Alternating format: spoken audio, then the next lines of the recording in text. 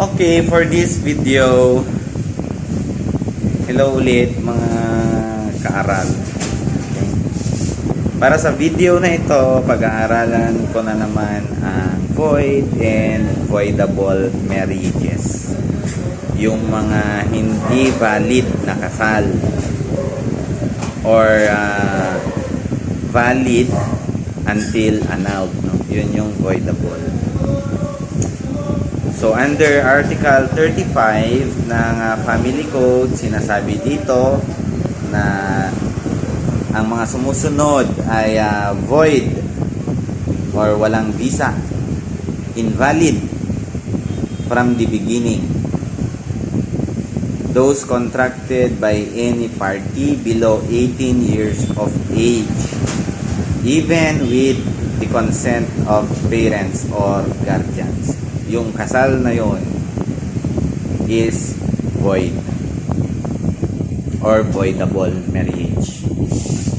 Those solemnized by any person not legally authorized to perform marriages unless such marriages were contracted with either or both parties believing in good faith that the solemnizing officer had the legal authority to do so. Yun yung pangalawa. Third, those solemnized without a license, except yung sinabi ko sa huling video ko. Yun yung mga exemption sa pagkuha ng marriage license. So kapag na-solemnize ka, nakasal ka na wala kang marriage license at hindi ka pasok sa exemption sa pagkuha ng marriage license, voidable or void ang marriage mo.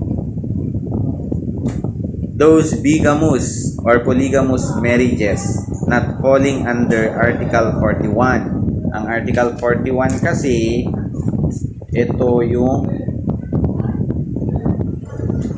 a marriage contracted by any person during the subsistence of a previous marriage shall be null and void unless before the celebration of the subsequent marriage the prior spouse had been absent for 4 consecutive years and the spouse present had a well-founded belief that the absent spouse was already dead. In case of disappearance, where there is danger of death, under the circumstances set forth in the provisions of Article 391 of the Civil Code, an absence of only 2 years shall be sufficient. For the purposes of contracting the subsequent marriage under Article 40, the spouse present must institute a summary proceeding as provided in this code for the declaration of presumptive death of the absent without prejudice to the effect of reappearance of the absent spouse. Yan ang Article 41. Kung hindi ka shoot sa Article 41 at nagpakasal ka ulit, it would be a bigamous marriage. Therefore, it is a void or voidable marriage under our family code. Those contracted through mistake of one contracting party as to the identity of the other, and yung panghuli ay those subsequent marriages that are void under Article 53 of the Family Code. Ang Article 53 of the Family Code refers to either of the former spouses may marry again after complying with the requirements of the immediately preceding article. Otherwise, the subsequent marriage shall be null and void. Kailangan mong i-qualify ulit yung Article 53 or i-correlate sa Article 52. Ang sinasabi kasi ng Article 52, judgment of annulment or absolute nullity of marriage. The partition, distribution of the properties of the spouses, and the delivery of the children's presumptive legitimates shall be recorded in the appropriate civil registry and registries of property. Otherwise, the same shall not affect their rights.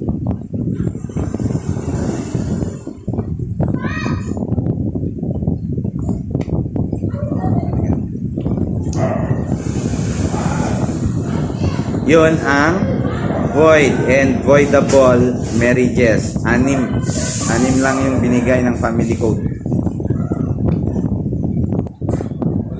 Oh. Case law. In 1972, Leah married Benjamin. 1972. In 1979, Leah married again, but this time it's Renato. In 2001, nag-file ngayon si Renato ng petition for declaration of nullity of marriage. Hinihingi niya na ma-declare na void ang kasal niya kay Leah dahil may subsisting marriage si Leah kay Benjamin. And sabi naman ni Leah, yung kasal niya kay Benjamin was null and void. Kasi ang rason niya is wala daw siyang marriage license noon. Hindi siya kumuha ng marriage license noon. So, neither of them was a member of denomination to which yung nagkasal sa kanila, hindi rin nila daw kasekta. Noong 2002, sinabi ng Regional Trial Court na yung kasal ni Leah at ni Benjamin ay null and void.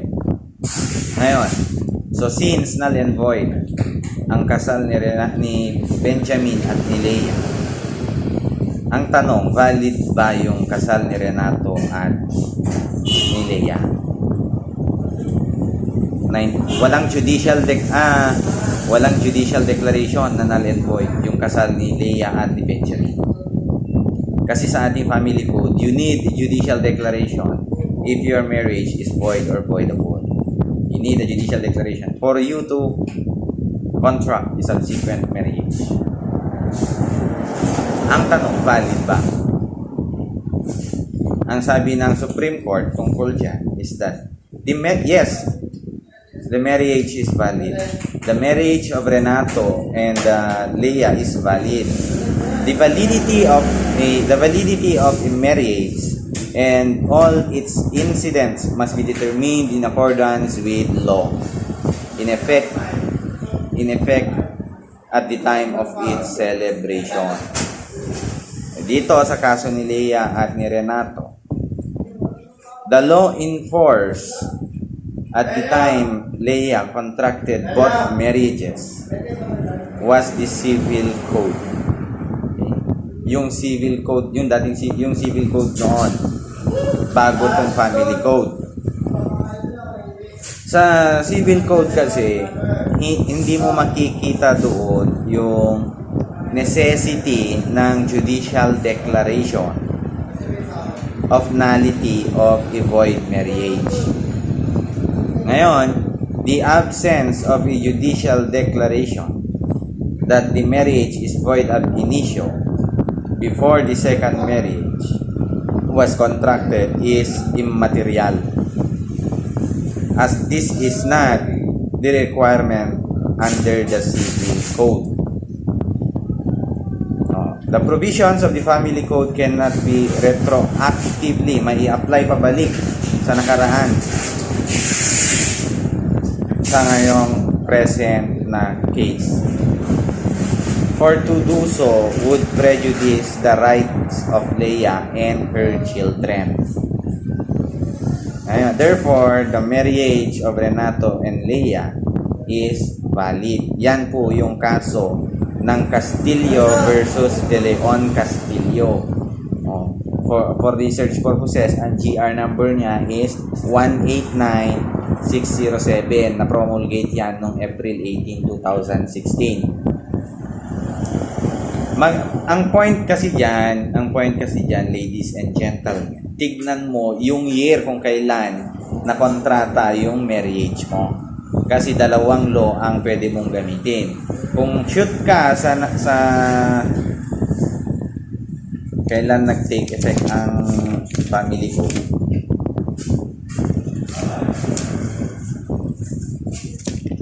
Kailan to?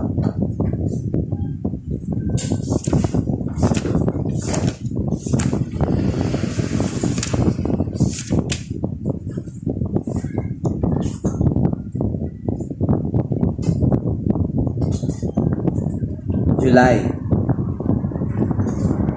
Done in the city of July 6. 1987. 1987, backwards, ang gamitin mo is the Civil Code.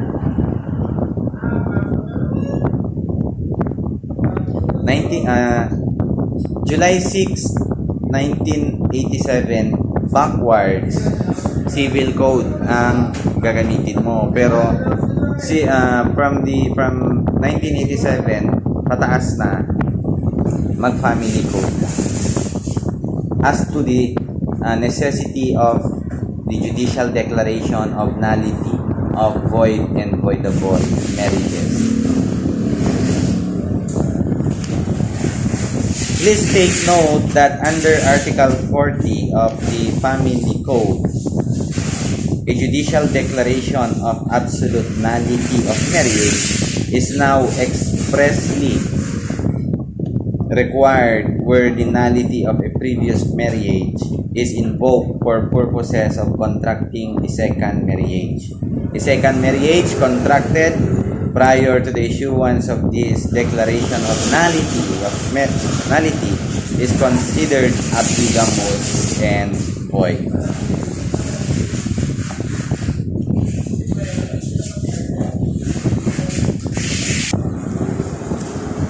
Okay. Article 36, dito na tayo sa psychological incapacity. A marriage contracted by any party who at the time of the celebration was psychologically incapacitated to comply with the essential marital obligations of marriage shall likewise be void, even if such incapacity becomes manifest only after its solemnization.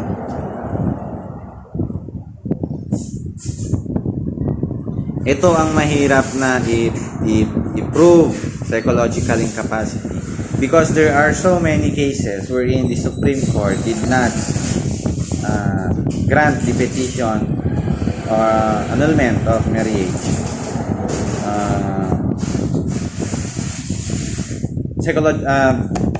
Using Article 36 as a ground, the psychological incapacity.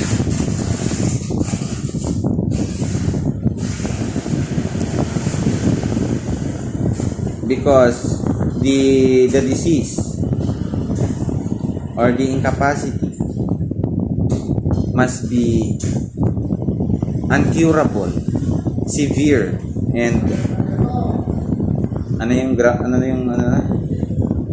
it must be uncurable, severe, serious.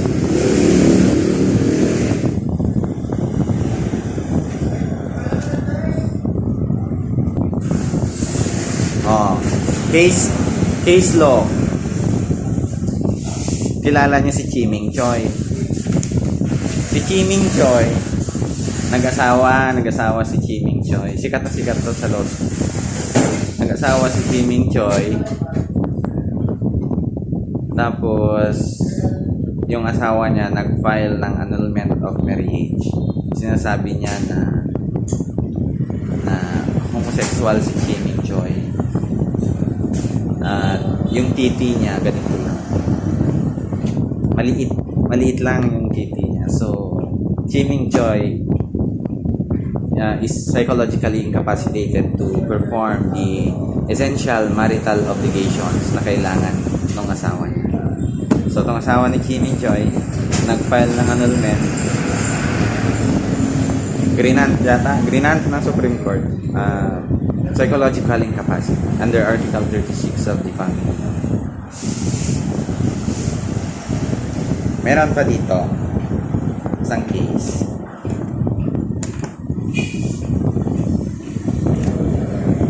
Si A filed a petition to have her marriage with B, declared void based on the grounds of psychological incapacity. A avers that B is irresponsible, always engaged in drinking sprees, and a womanizer while she was earning for them as an overseas contract worker. Upon examination, the psychological examination yielded a result stating that B is suffering from antisocial personality disorder. Will the petition prosper? Ang sabi ng korte, the petition will not prosper. Psychological incapacity, ladies and gentlemen, as a ground to nullify the marriage under Article 36 of the Family Code should refer to the most serious cases of personality disorders, clearly demonstrative of an utter insensitivity or inability to give meaning and significance of the marriage. Emotional immaturity and irresponsibility could not be equated with psychological incapacity. It was not shown that these acts are manifestations of disordered personality, which make her completely unable to discharge the essential obligations of a marital estate. In Toring versus Toring, the court emphasized that irreconcilable differences, sexual infidelity or perversions, emotional immaturity and irresponsibility, and the like do not by themselves warrant a finding of psychological incapacity, as these may only be due to a person's difficulty, refusal, or neglect to undertake the obligations of a marriage that is not rooted in some psychological illness under Article 36 of the Family Code. That is the case of Del Rosario versus Del Rosario. For research purposes, you may read GR number 222541 that is promulgated on February 15, 2017. Ganyan din yung nangyari sa case ni Marcos versus Molina yun, no?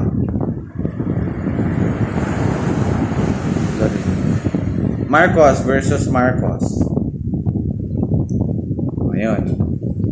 Ano din siya, nasa drinking sprees, hindi siya, as in, alam mo yung buhay niya na parang binata, walang pamilya. So yung babae, nag-file ng petition to nullify her marriage, hindi na-grant. Why? Because, ayun nga, as we discussed in the case of Del Rosario versus Del Rosario, the psychological incapacity should refer to the most serious cases of personality disorder, no? Clearly demonstrative of an utter insensitivity or inability to give meaning and significance to the marriage. Hindi mo to pwedeng i-equate sa difficulty, refusal, or neglect lang to undertake the obligations of a marriage. That is Del Rosario versus Del Rosario. Ito, case na naman ito. The day after J and M got married, J told her that he was impotent. Alam niyo yung impotent. M continued to live with J for 2 years. Is M now stopped from filing an annulment case against J?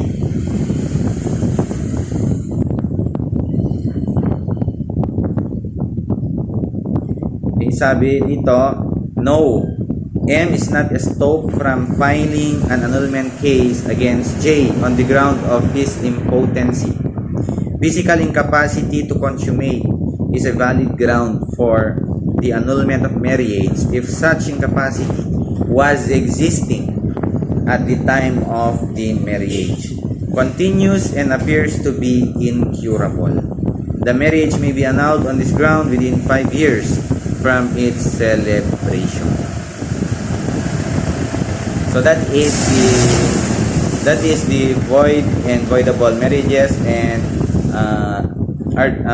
psychological incapacity under Article 36 of the Family Code as a ground to nullify or petition to nullify a marriage.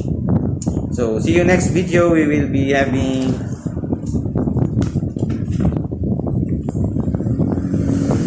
legal sa next video natin punta na po tayo sa legal separation. Yan.